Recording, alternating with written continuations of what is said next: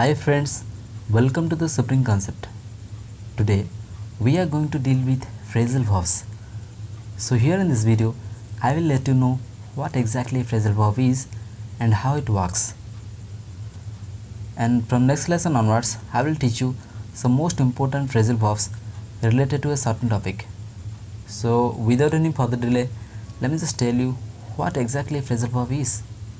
Well, phrasal verbs are verbs that consist of a verb and a particle, where the particles are smaller words that you already know as adverbs or prepositions.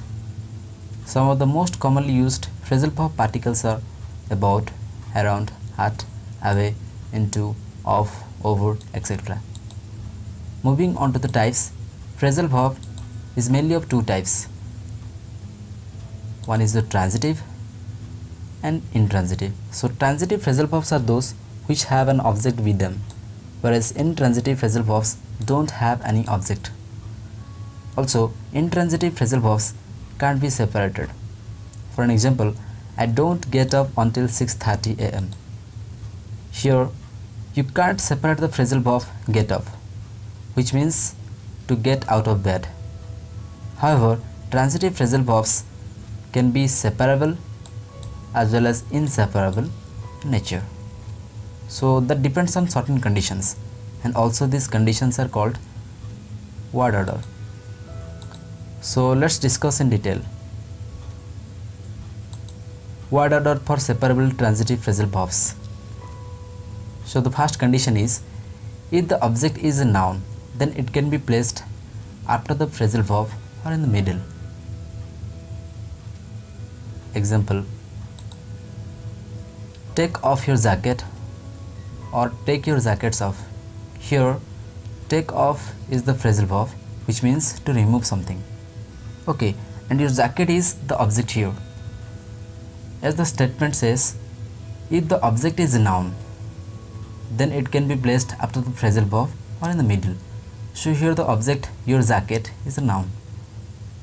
The best way to find any noun or a direct object is to question what. So you can question like, take off what? Take off your jacket. So here the your jacket is the object. No, this is a noun, direct object. So as it is a noun, we can place after the phrasal verb like this, take off your jacket. Okay, take off your jacket. Or we can place that object in the middle of the phrasal verb, like in between the verb and the particle. So take your jackets off or take off your jacket, either way is possible. Another example is like switch off the fan or switch the fan off, like this. Okay, we can use all these things.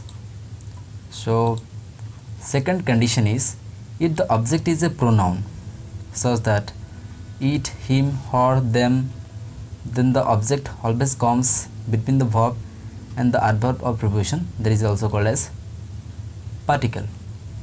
So what is that statement exactly mean is, if any object is a pronoun such as it, him, her, them.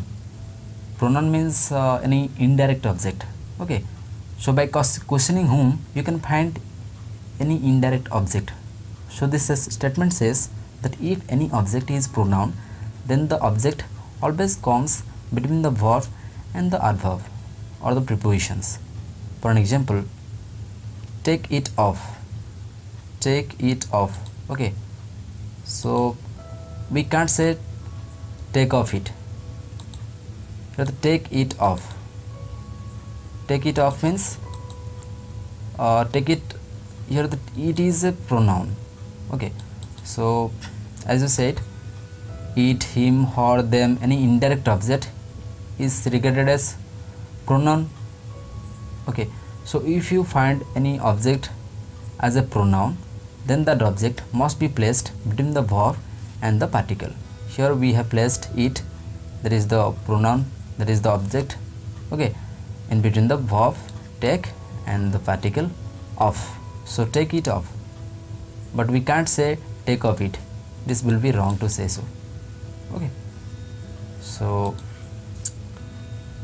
coming to the next slide, we have over. So as we know, many particles convey a different senses, number of different senses. Okay, so for an example, over can have various meanings, including changing position. And fall over, it means fall on the ground. And in move over, it means change the place. Change the place in the sense, if somebody is standing or sitting somewhere, you just need to move a bit so that the other person could get a room to stand there or sit there.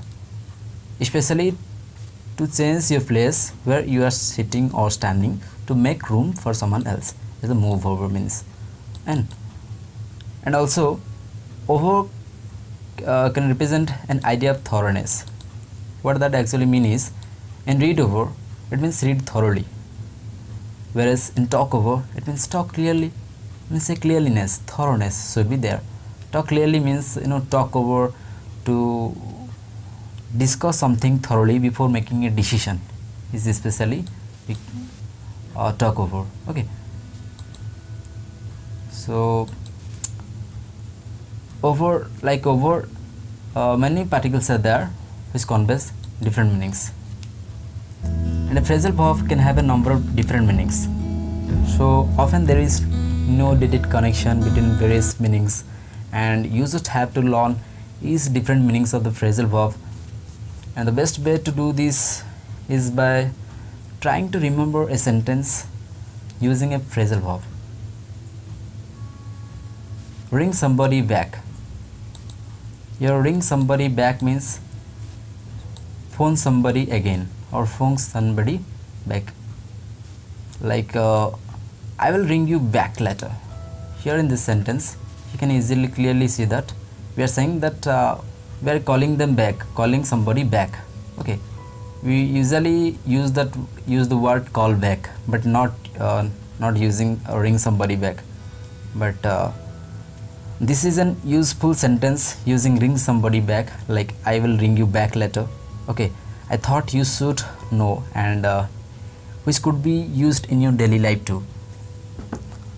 Okay, that was it, guys.